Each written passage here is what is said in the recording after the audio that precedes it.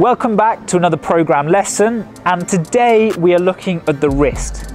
If you've ever suffered with wrist pain, or you know someone who may have suffered with wrist pain, then this video is for you. We're going to give you lots of useful tips and advice that you can take away. So today I'm in sunny Mallorca, as you can tell by my squinting. We're at New Box. Luckily, we're going to go inside and I'm going to take you through a series of exercises that we do for something we call rehabilitation, basically a warm-up, and also exercises you can do if you're already suffering from wrist pain and something that can help. Now, the wrist is actually an extremely complex joint. Within the wrist itself, you actually have 8 bones, and each of those 8 bones articulate in lots of different ways. And one of the main reasons is obviously my hands perform such a vital function, you know. You probably, until you had wrist pain, you're probably not aware of everything they do. You can even see now how much I move in my hands. We grab stuff, we write stuff, and therefore this kind of fine motor control and having all these different joints and articulations allows those movements to happen. In CrossFit, we need a lot of range of motion in our wrists. Simply put, you know, those of you who go into a push-up, we start to have a lot of extension. When we go to a handstand push-up, we have a lot of extension. And even more so when we begin to do something like a handstand walk. What you might see is that some athletes start to compensate. So if I don't have great wrist extension, the hands might start moving out to the side. But what we want to do is have the ability to have enough wrist extension in order to be able to do the movements well. Another place we notice this is on the barbell. Those of you who struggle with front rack, it might be the wrist, or they might be lots of other positions that we really struggle to get into. Overhead squatting is another common place where people actually can experience wrist pain. Not only are we dealing with extension, we start to deal with some deviations in the wrist movement as well. So stay tuned, we're going to move on to the exercises that we're going to use for rehabilitation. After that, we're going to be looking at the exercises we can do for a bit of rehabilitation. So a lot of these exercises actually come from my time when I was boxing or doing various things. As you can imagine, in boxing, the wrist is very important because of the impact. It doesn't need as much range of motion because the wrist is strapped in with wraps. However, these exercises are really useful for getting the joints warm. So the first thing we do is like really simple articulation. So, you know, we've been doing these for years, and if it ain't broke, don't fix it. So just some nice simple wrist articulations in both ways. I would be doing like 10 to 20 repetitions. You know, it doesn't take long to do a repetition through. What we can then do, start to work without the ground contact extension. And again, around 10 to 20 each side. I can then start to work on flexion. And just trying to pull that wrist down and really just gently encouraging the extension. Finally, the other side. Now I'm going to do slightly more complex movements, so I just take the wrist and I bend it back, push it over, bend it back, push it over. And then I'm actually going to take my thumb inside, like so. I'm just going to encourage some other movements. So each of those sets, and I'm sure Manu's going to do a great job of going back and labeling those movements, but you can see each of those sets we in essence did without load or anything on the body. What I'm going to do now is start using the ground in order to help encourage those ranges of motion. So what I'm going to do now, I'm going to come onto the floor, and I'm just doing this kneeling. I'm going to try to really start now to push this extension.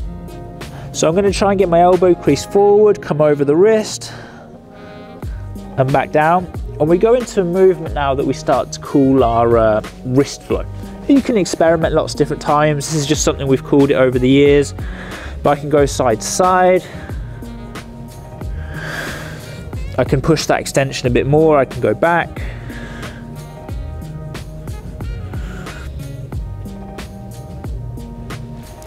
I can then start to come onto my fists And what I'm starting to do now is load up the wrist in all of these different directions. So the more confident you get, you can start coming into a full push-up position. You can start pressing more to load. Then I'm also going to come back onto the back of the wrist.